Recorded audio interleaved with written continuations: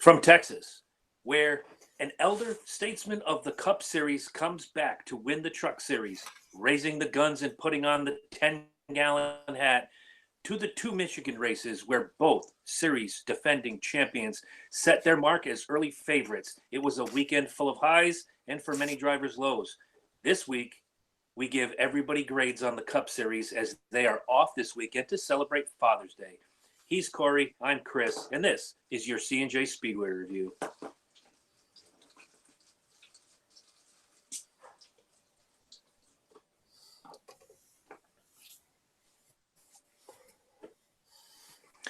On a quiet night in Connecticut, you can hear Corey sucking on a Jolly Rancher from 28,000 miles away. Welcome to the C&J Speedway Review. As always, my name is Chris Burns, the jabroni from the Loki and Jabroni Show, and the J in the C&J Speedway Review. Tonight, across the screen from me, in his best Kenny Chesney, it looks like Kenny Chesney, could be Brad Paisley t-shirt, it is the one and only Corey Huffnagel. Corey, how you doing tonight? So pretty much you're correct. It is a Kenny Chesney t-shirt. And I actually got this one back in 2013, when that was actually the first time I ever seen him in concert. And since then, I think I actually seen him like probably maybe 5 times in concert, but I was just there last year. It was really awesome. But yeah, as you guys can tell, my allergies have been pretty much off the wall lately. And yeah, pardon if my voice kind of sounds like this, but yes, guys, I usually like to play sick all the time, and I want to give my racing stats to you guys, whether if I'm playing sick or not. All right, fair enough. I realized after last night, most of us are sick, having watched the murder that took place in Boston. However, my God, that wasn't even a game anyway. Like I said, that was a legalized murder is what it was. But yeah, we're here to talk about racing, and we're going to go straight into the Truck Series from Texas. Wow, guys. Greg Biffle came, he saw, and he won. We're not surprised. We both picked him to win, but wow, what a performance by Greg Biffle. I'm quite sure that maybe half of the truck racing audience didn't give him half a chance, and the other half thought he's going to run away with this. You saw the race. Tell us what you saw. Well, pretty much like the first few stages of the race, it kind of looked almost as if it was a crash fest, because like whenever like they were going into turn one, like whenever like a truck was always coming down on the bottom, like they would get loose like so easily. And then of course, you know, they try to chase it up the racetrack, but sometimes they lose control of its own and so forth. But no, I mean, like I knew Greg Biffle was going to win, and I knew he was in really good equipment and all that other stuff and so forth. But what actually kind of interested me was it was coming down to the last couple of laps of the race when I guess him in the 88, I guess there were a few other guys that were conserving on fuel, and sure enough, him and I believe Rudy Fugle played the fuel strategy right. Biffle ended up taking home the win, and then of course, not only he wins the race, but he also wins the $50,000 for the Triple Truck Challenge. And a lot of people were asking, okay, so since he won the race on Friday night. Excuse me.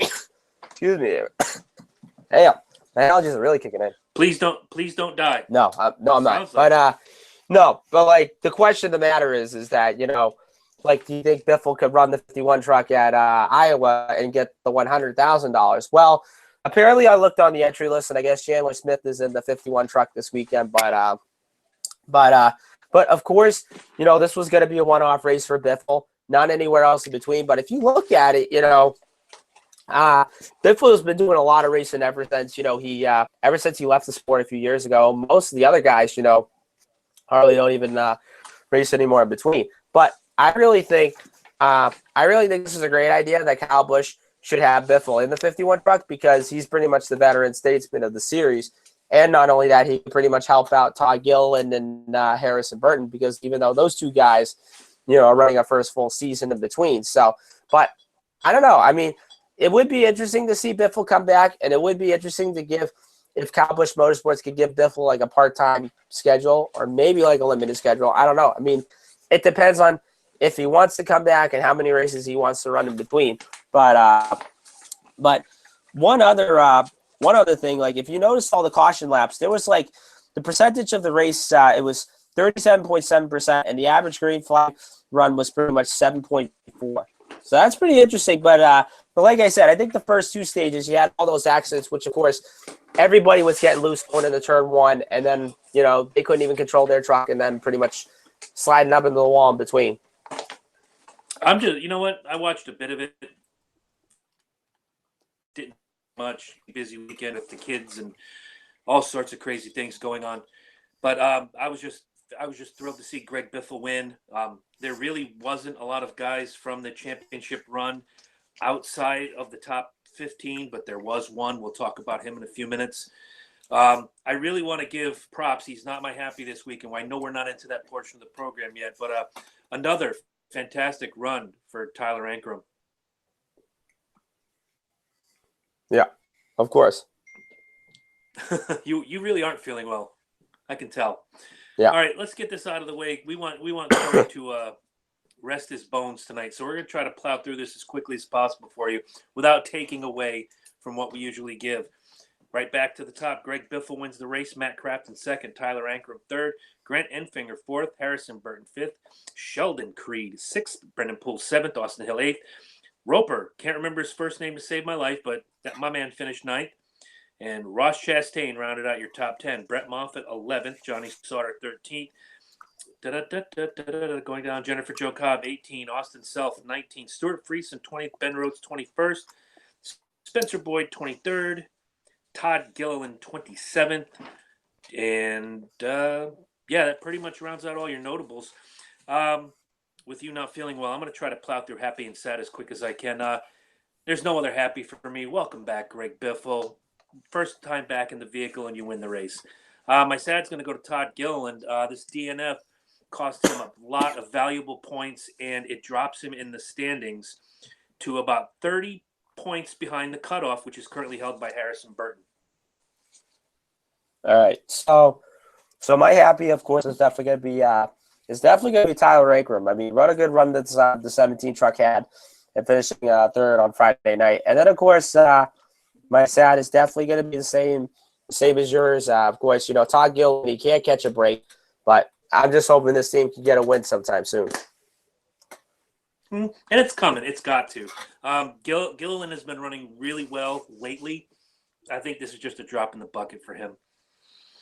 But on to the points and the picks. Currently leading the standings in the Truck Series is Grant Enfinger with 379. Stuart Friesen second with 342. Matt Crafton third with 338. Brett Moffitt fourth with 324. Ben Rhodes fifth with 323. Johnny Sauter sits in sixth with 307. Austin Hill seventh with 302. Harrison Burton on the bubble position in eighth at 293. Right behind that bubble position is Todd Gilliland, 267 in ninth. Sheldon Creed 10th with 254. Tyler Dipple 184 in 11th, and Brennan Poole 12th with 179. Now on to the picks. I'm not going to tell you how everybody did this week until the end. This has been a real good week for picks. We both took Greg Biffle as our lock. He finished first. I took Johnny Sauter as my sleeper. He finished 13th. That's a total of 14. My finish was 7. You took Greg Biffle as your lock. He finished first. You took Stuart Friesen as your sleeper. He finished 20th. That's a finish of 21. Divided in half, it's 10.5. That 1 point goes to me for this week. Now we move on to the Xfinity Series at Michigan. Hell of a race, and the champ was here. Tyler Reddick comes home with the win. Pretty decent battle throughout the race, I thought, between him and about 4 other cars. He really made a statement this week.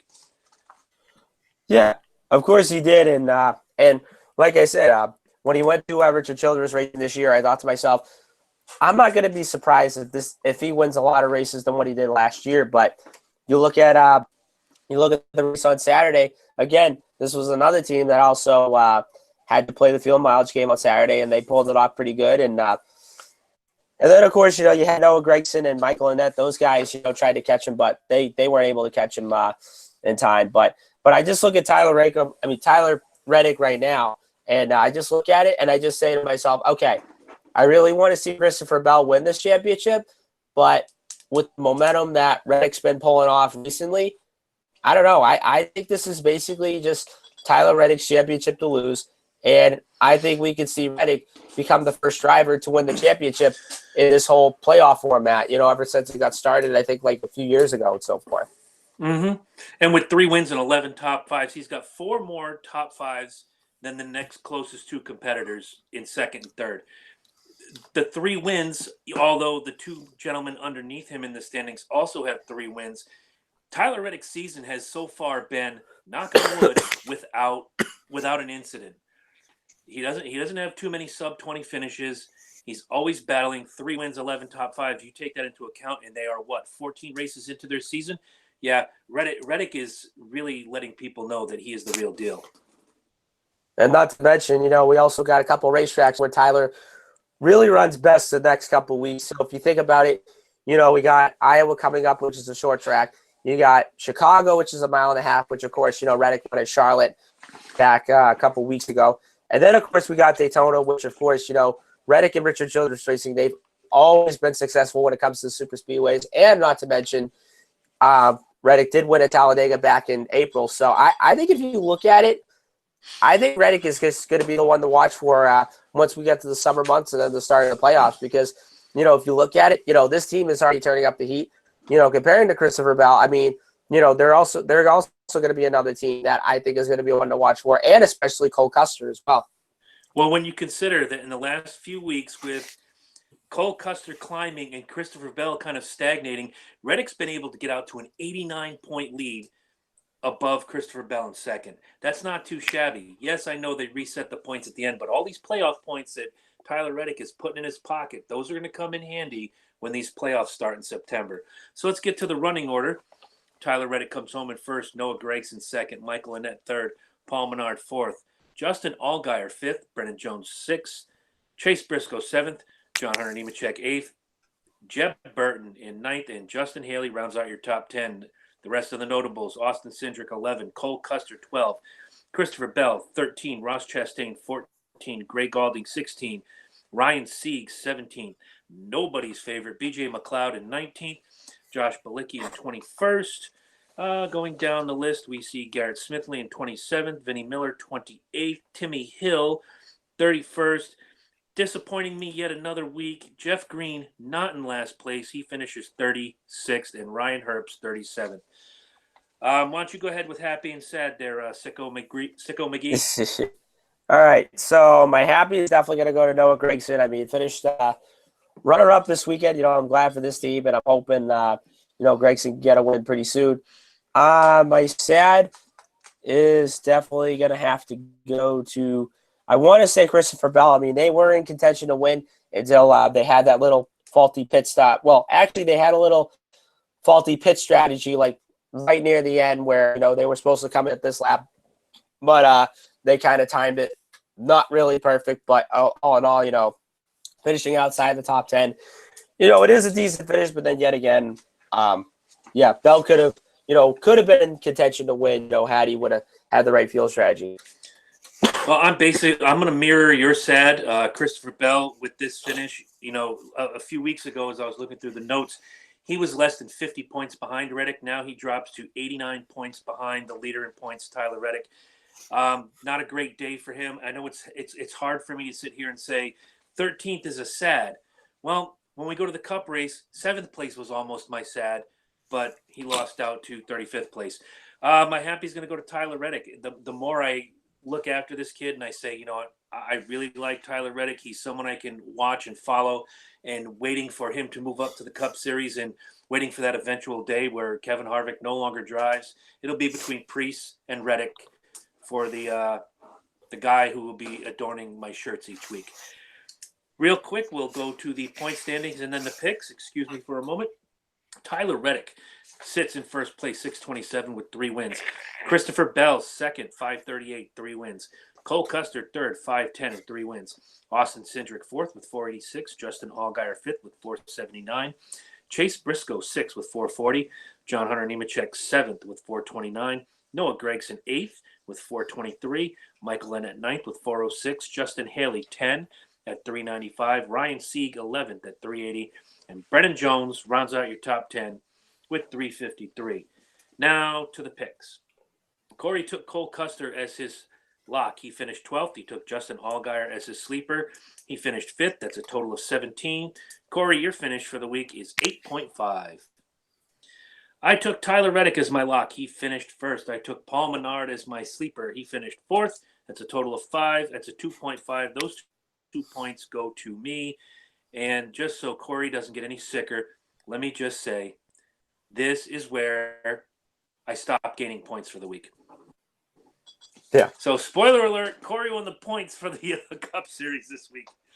As we move to the Cup Series, wow. You know, watching this race and seeing this package work to perfection where the lead is always in jeopardy. No one got out to a huge lead.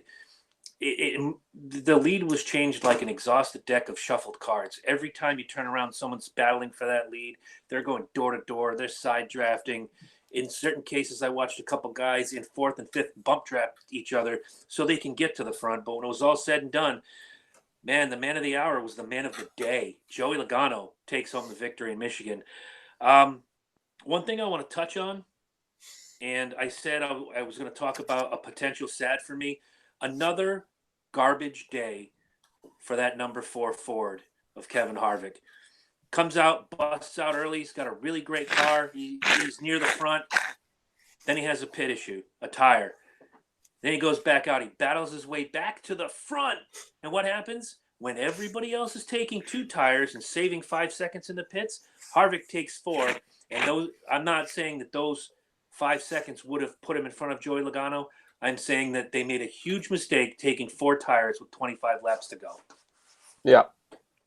So I know you're sick. I really don't want to kill you, my man, but you look like you're ready to die. So let's just plow through this, shall we?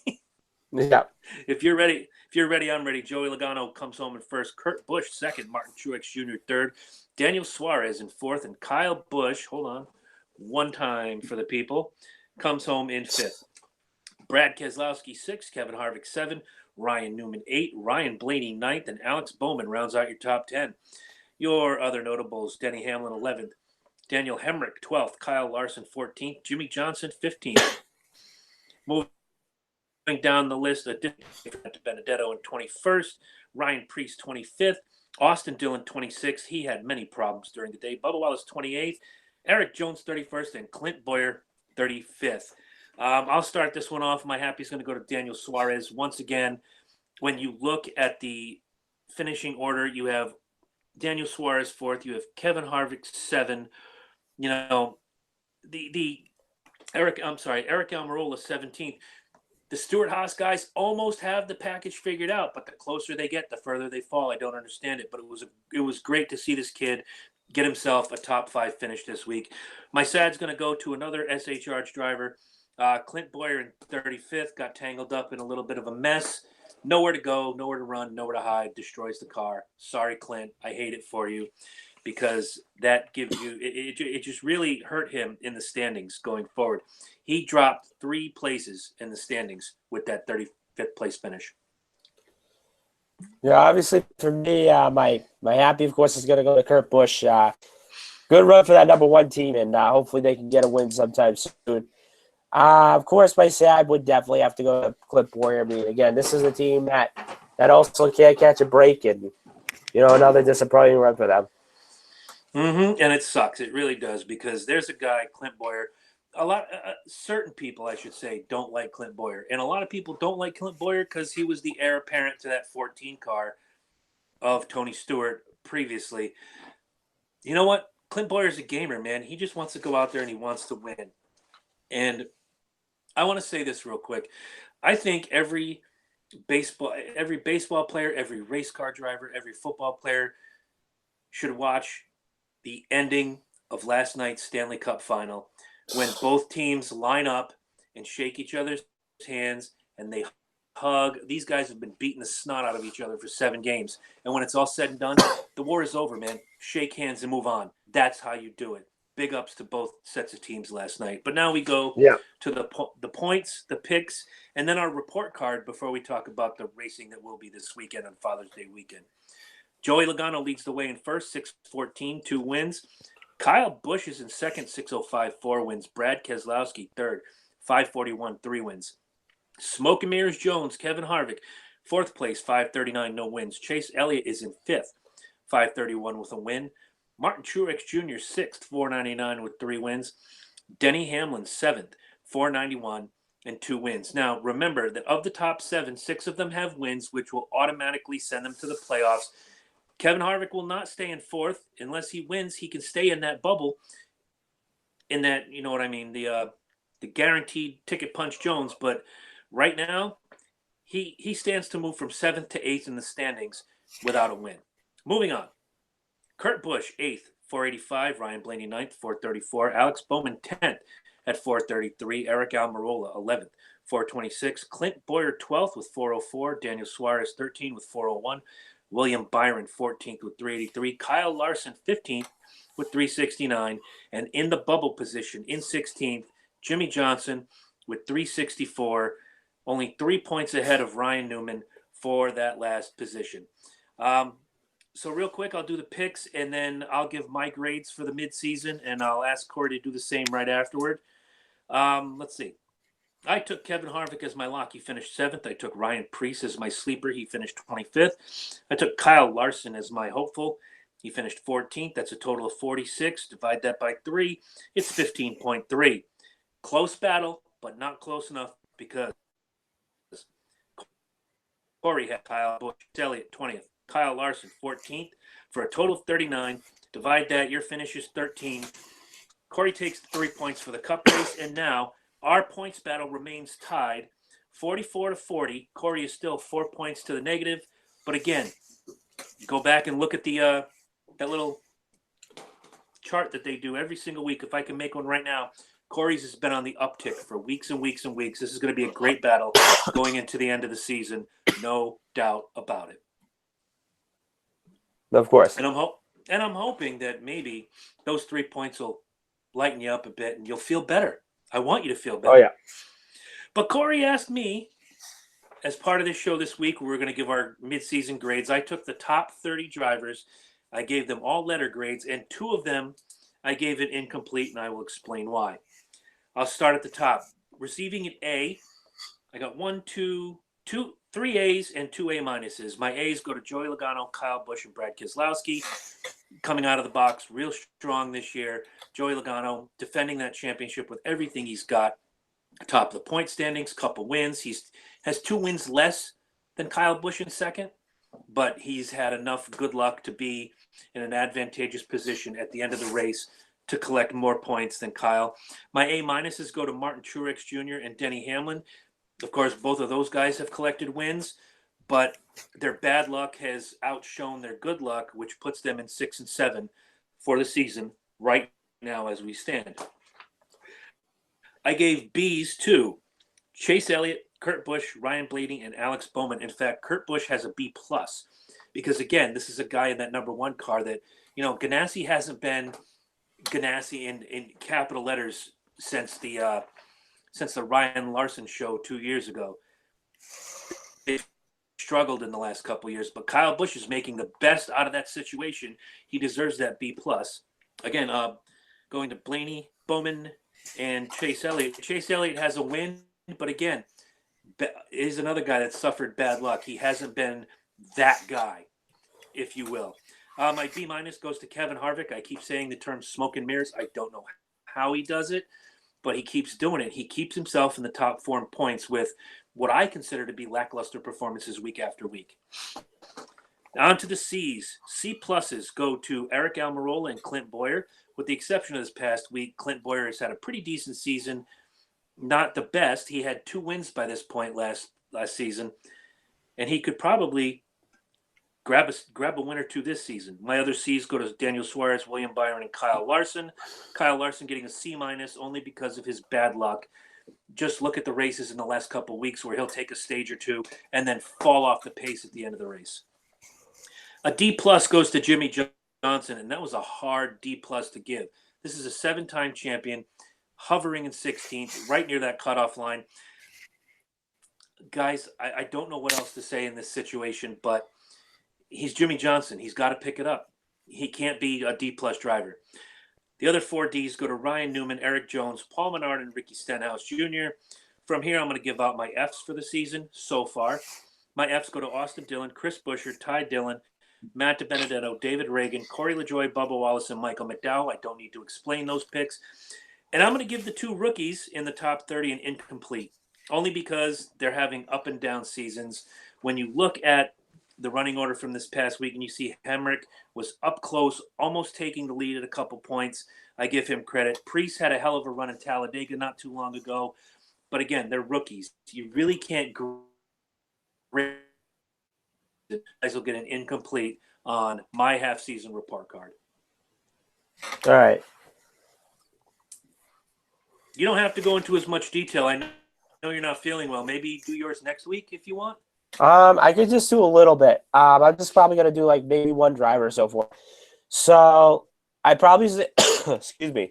I probably say like my A is gonna have to go to the driver instead of one, multiple races this year. So I'm gonna give my A to Kyle Busch, and then Truex and Keselowski. Those guys have already pulled off winning more than one race this season, and I think these are going to be the guys that you're going to have to watch out for. And then not only that, of course, which I've already mentioned, the teams of Penske, Joe Gibbs have already figured out this rules package, no question about it.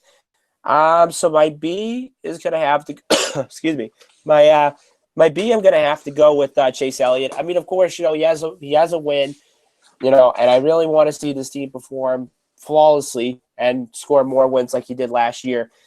So my C, I'm going to have to go with William Byron. I mean, of course, he's a sophomore, but I really want to see this team pick it up. My D, of course, is going to go to Ryan Newman. And, of course, my F, I'm going to give it to Jimmy Johnson. Wow, giving an F grade to Jimmy Johnson in 25 words or less. Because go ahead. Because the reason why is because last year he had a winless season. Of course, he was in the playoffs, which of course, he was at the last race at he was at the Roval, which of course, Jack and House told him, okay, so if we finish in second, we're 7 points to the good. So what does Jimmy do? He ends up going for the win, and then all of a sudden, not only he takes himself out, but then he takes Truex out and so forth. Now you go to this season, and Johnson has racked one top 5 and 6 top 10s, and an average finish right now of a 14.9. I mean, if you look at it, this is a guy that's won 7 championships, 83 races. He hasn't won in literally the last 2 years. And not to mention, he's also on the brink of being eliminated from the playoffs. And I kind of look at it, and of course, he has a new crew chief this year. I understand that, and I know that those guys really have to start communicating, and they have to start, getting the setups right too. But I really want to see this 48 perform, and I really want to see them run up front like they used to do back in the day. But I don't know. I mean, the problem is that you get the Gibbs, the Penskes, and you get the Stewart Haas's. I mean, those are the guys that have been dominated. And you look at Hendrick.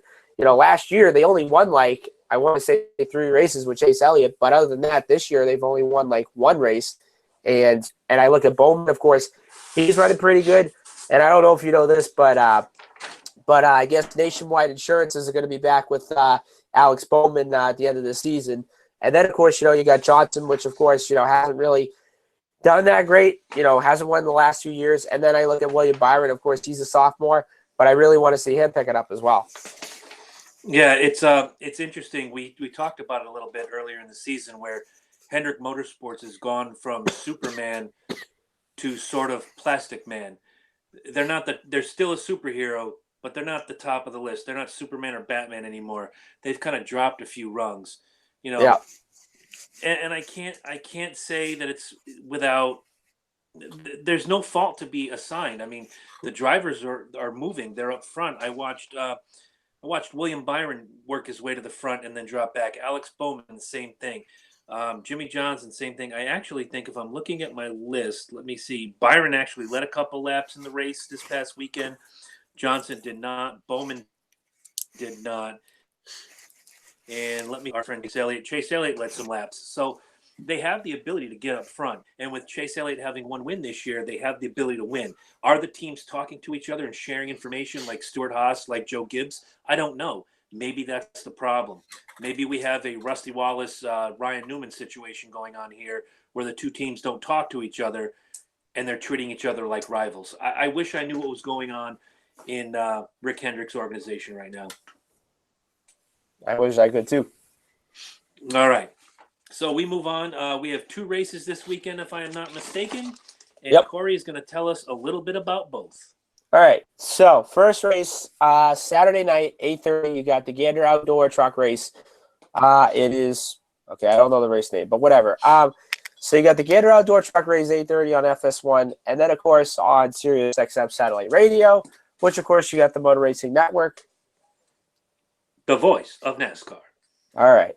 So we got no Cup drivers in the field. So basically, this is going to be an opportunity weekend. So not only for the trucks, but also for the Xfinity race as well. So I'm going to read a list of names. Some of them, are going to be kind of funny to read, but I'm going to read them anyway. Let's see. So you got Jennifer Jo Gobb, you got Sheldon Creed, you have Tyler Dipple, Jordan Anderson, Todd Gilliland, Norm Betty. This one's kind of interesting. Trey Hutchins III is going to be driving the 8 truck for Joe Nemechek this weekend. Here's a good one. Wow. Juanma Gonzalez is going to be driving the 10 car this weekend. Juanma Gonzalez. Let's see. Then you have Gusty, Johnny Sauter. Wait a minute. One more time with that first name. Which one? Juanma. Okay. Juanma. All right. Thank you. Juanma. I have one ma and one dad. That's it. All right. All right. So you got Gusty, you got Johnny Sauter, you have Austin Hill, Rafael Lassard in the 17 truck this weekend. You have Harrison Burton, Spencer Boyd, Austin Wayne Self, Brett Moffitt, Brennan Poole, CJ McLaughlin in the 33 car. I think he's the son of Mike McLaughlin or whatever it is. Magic Shoes. I love that guy. Magic Shoes McLaughlin. And then let's see, you got Mason Massey. Yes. Or okay. Let's see. Then you have Chad Finley, you have Ross Chastain, Kyle Benjamin, Riley Herbst, Chandler Smith in the 51 truck, Stuart Friesen, Natalie Decker, Tyler Hill.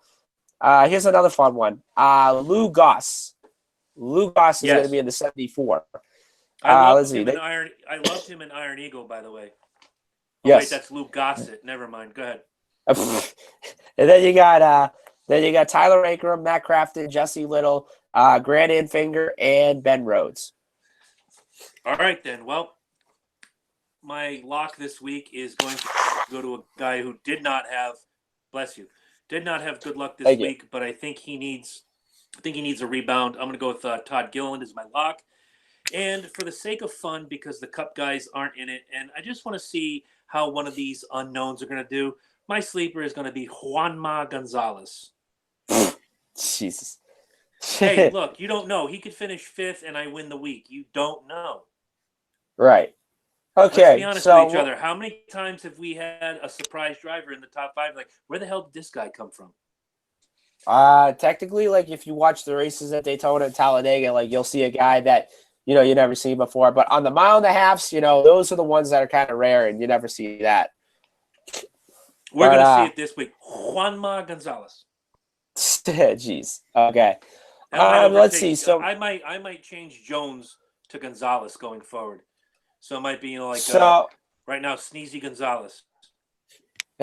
Yeah. Bless me. All right. Stop dying. Please stop dying. I'm still alive. Anyways, far, so good. Anyway, so my lock for this weekend, I kind of thought of it, and I said, okay, Johnny Sauter, is running pretty good. He's a short track guy. Brett Moffitt, obviously, of course, he won this race last year. I kind of thought about it, and so my lock this week, I'm definitely going to go with Ross Chastain, and again, and I did the math between him and to get to the top 8. Right now, he's only about 256 points behind the cutoff. So if you think about it, with only 7 races left in the Truck Series, he's going to have to run pretty much 90% of the races the next couple weeks. And I really think Iowa is going to be a really good start for him. Now, I thought he was going to be a contention to win at Texas last week.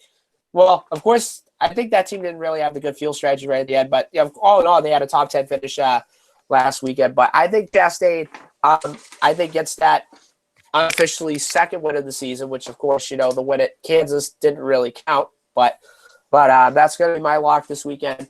So my sleeper, the fact that he ran second this past weekend at Texas, I'm going to go with Matt Crafton. Now, he's won at Iowa before.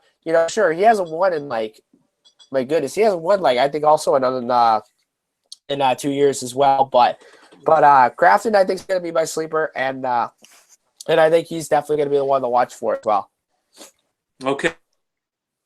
A quick flag on the play. Not really a flag, but without the Cup this weekend, do you want to throw a hopeful on the Xfinity Series or just go with the usual two?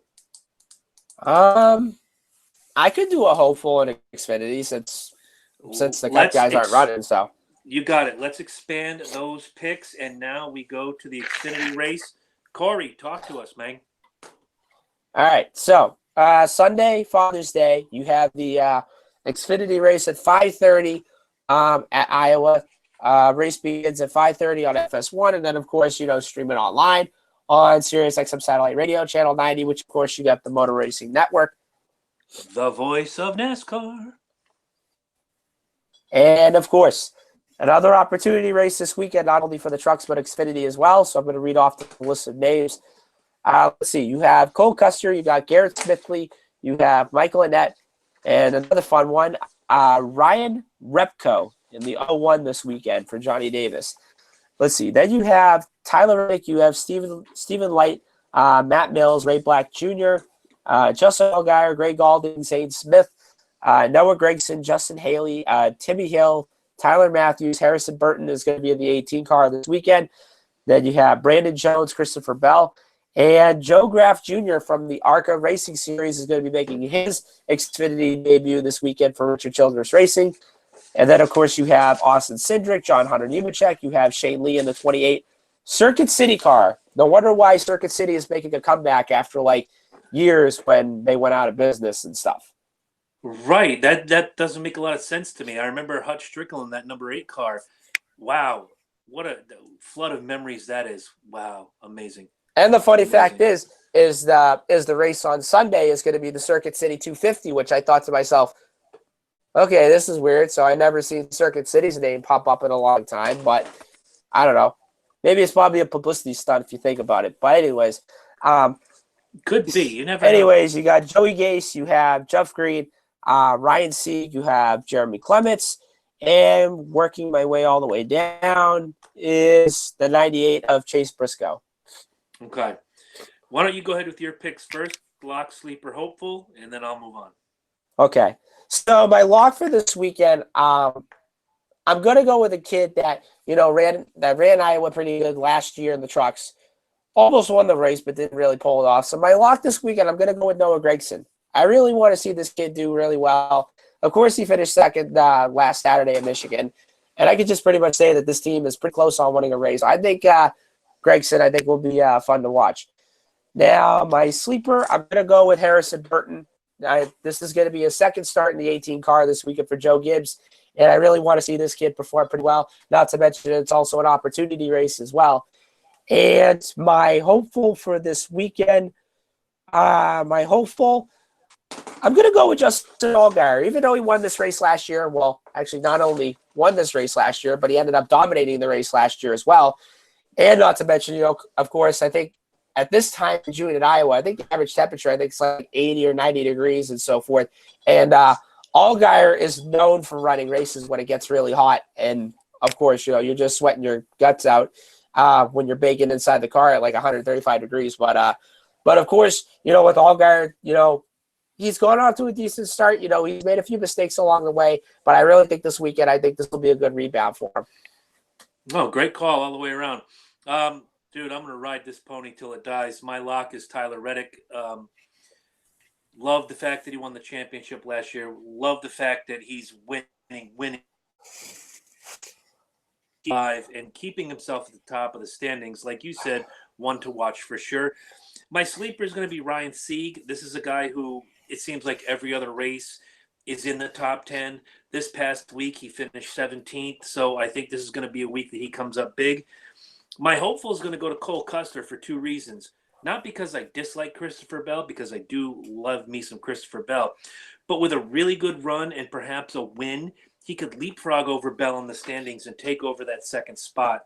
Makes him part of that big two. Right now, you have Tyler Reddick, and the two battling are Custer and Bell for that second part of the big two. This could be a week where Cole Custer just rises and obliterates Christopher Bell, moves up in the standings. I am not wishing hateful stuff on Christopher Bell. Keep your hate tweets to a minimum, but I just there's something about Custer that I like a little bit more than Christopher Bell. But I do love me some Christopher Bell. Absolutely, and not to mention he won the summer race last year, if I can count it out.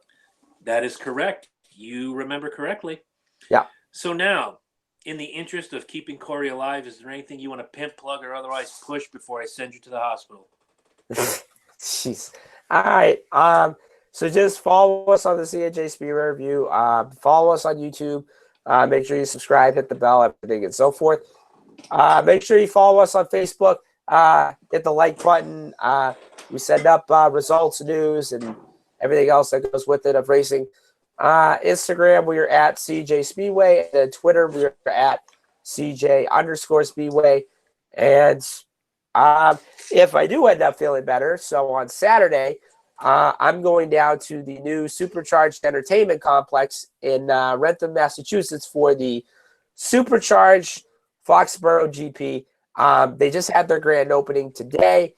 And from what I saw, these karts, they're really fast from what I know of. I mean, the track's huge, with a lot of winding corners and everything and so forth. So I think if you kind of look at it, like, I kind of don't mind it, playing sick, because, there's, we've seen drivers, that have played sick before and, and they've gotten it out like most of the entire way. But I think from what the saying is that I think the race car is the best cure, is the best cure medicine, if I'm not correct. You're pretty close, yeah. Yeah.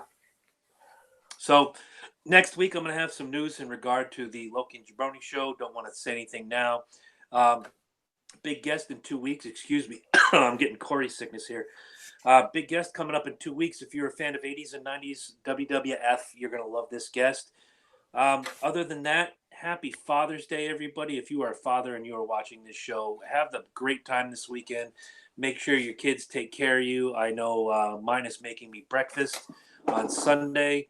Probably the only thing she knows how to make breakfast-wise. It's going to be chocolate chip pancake Sunday, man. I'm looking forward to it. But to all of you, have a great and safe holiday. To Corey, get better, because I can't listen to you sound like a frog for another week. And instead of Jolly Ranchers, why don't you try like Hall's Mentholyptus? That could work. Yeah. And before we close out, I also want to wish my dad a happy Father's Day as well, and my grandfather, Poppy, a happy Father's Day too. So, so it looks like on Sunday, I guess me and my dad will end up watching the race. Which of course, I try to get my dad into racing. I mean, he's watched a couple races with me a couple times. I mean, yes, he's still learning, and I'm teaching him all the basics, what he needs to know and so forth. But with no cup racing this weekend with Xfinity, I think it'll be fun. And, it'll be pretty much a lazy Sunday anyway. So I'm looking forward to that. But yeah, I just, I want to wish my dad a happy Father's Day. And I wish all the dads a happy Father's Day as well. And I also want to say congratulations to the St. Louis Blues on winning the Stanley Cup final. I will say this, it was a hell of a fight. It went 7 games. Yes, last night's game pretty much stunk. The Bruins never showed up, but honestly, all I got to tell you is that, for the St. Louis Blues to come from last place in January, to have an interim head coach, bring them all the way to the Stanley Cup final, win the Stanley Cup, it's literally a storybook ending. And where's this game even started? For the very first time, too, yeah. And if you look at it, the Rams, they won a Super Bowl when they were in St. Louis. Now they're in Los Angeles, but forget that. The Cardinals, they've won World Series championships. And now the St. Louis Blues, they have their very first Stanley Cup trophy for the very first time. And I also want to give a little bit of a shout out and a congratulations to my friend Patrick Lyons. Big St. Louis Blues fan. I wasn't able to make the trip out on yesterday, but as you can tell right now, my my allergies and everything else. I've just been pretty much sick as a dog the last few days. But Pat, all I got to say is congratulations on the Blues winning the championship. Your team deserved it. It went to 7 games. It was a great series. Now we'll just have to see how the Blues do next year. Yep, and on my end, I'll say the Bruins did show up for about 12 minutes last night, and it was the first 12 minutes of the third period. They got the goal. It was tough to see Pastrnak whiff, and I'm talking about absolutely missed the puck 3 times. Yeah. Not saying it would change the outcome, but it seemed as in the last couple games that didn't have his head in it. They were terrible on the forecheck. St. Louis played the way they should have played. Like every game was Game 7. Win or lose, those guys came out to play and to fight and to win.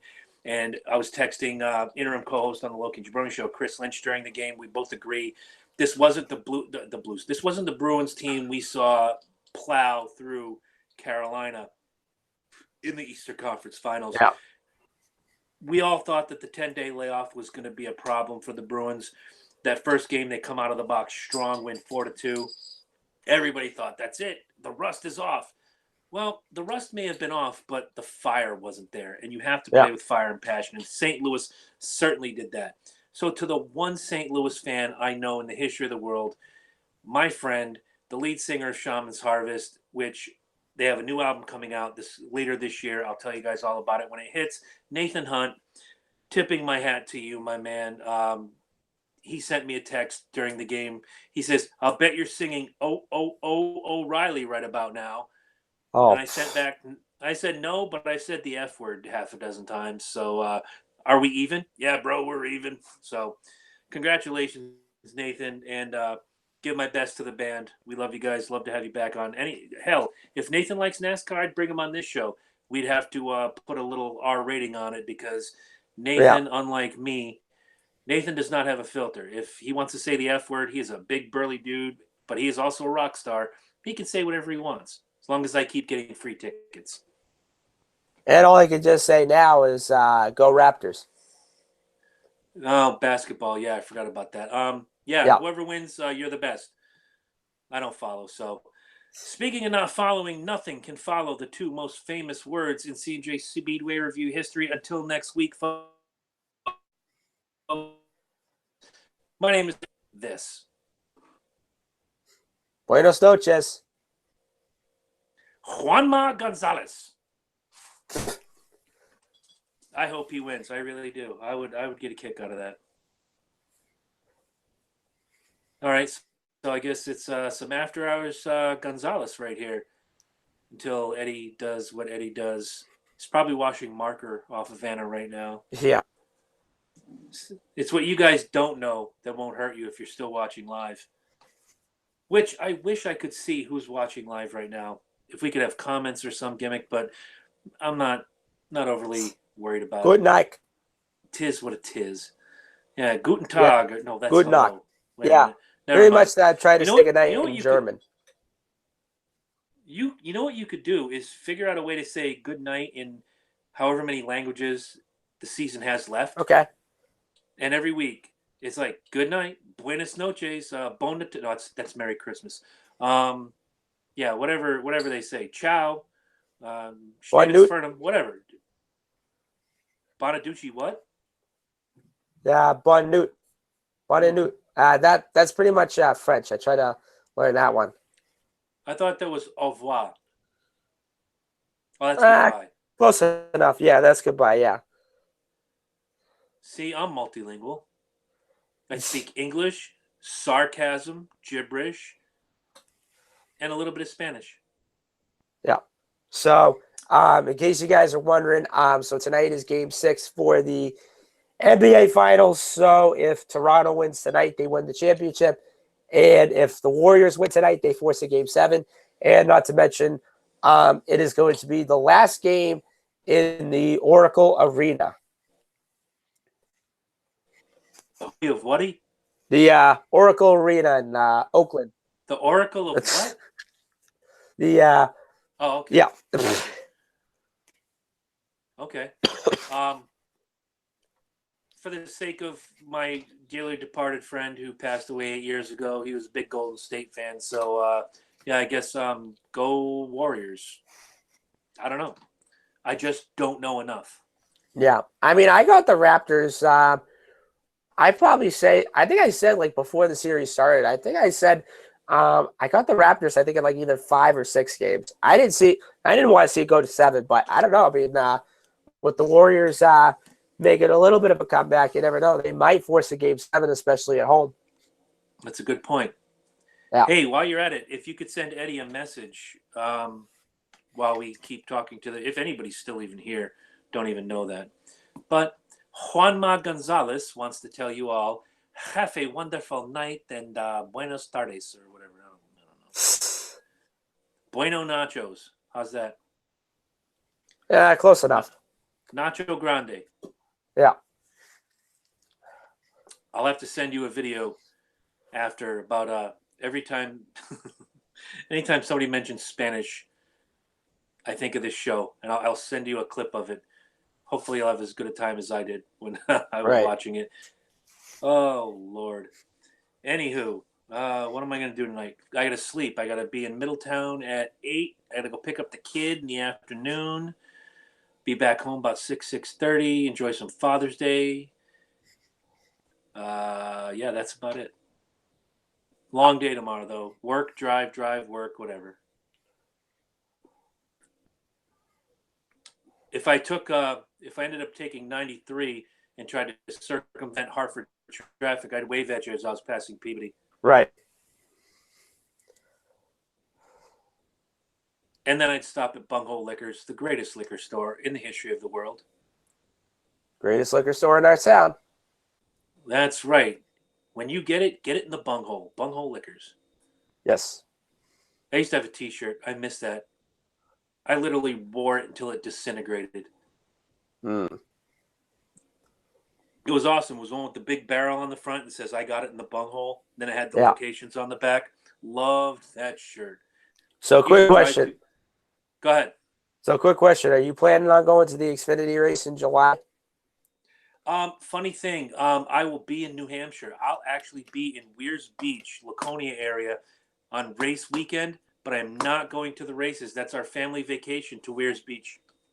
Yeah, so, see, for me, I'm trying to get up there. I'm trying to have somebody work for me that day, so that one's going to be a little bit tricky. But yes, I am trying my best to get up there. And if I don't able to make it up there, I'll probably just go to the 250 lap modify race in September. Yes, good call. What was I going to say to you? Oh, Mark was talking about when he comes back. He leaves the day after Father's Day, and then he's gone until end of August. Not just having last race of the season, but doing another full race if we can, somewhere around football season. We don't want to take away from the football, but at the same time, he wants to do another live gimmick. He's all in for the EcoBoost 400, but again, he was like, "Why don't you and Corey do another thing at my house?" Well, it's Corey's call. He's the one driving 2 hours and change. Right.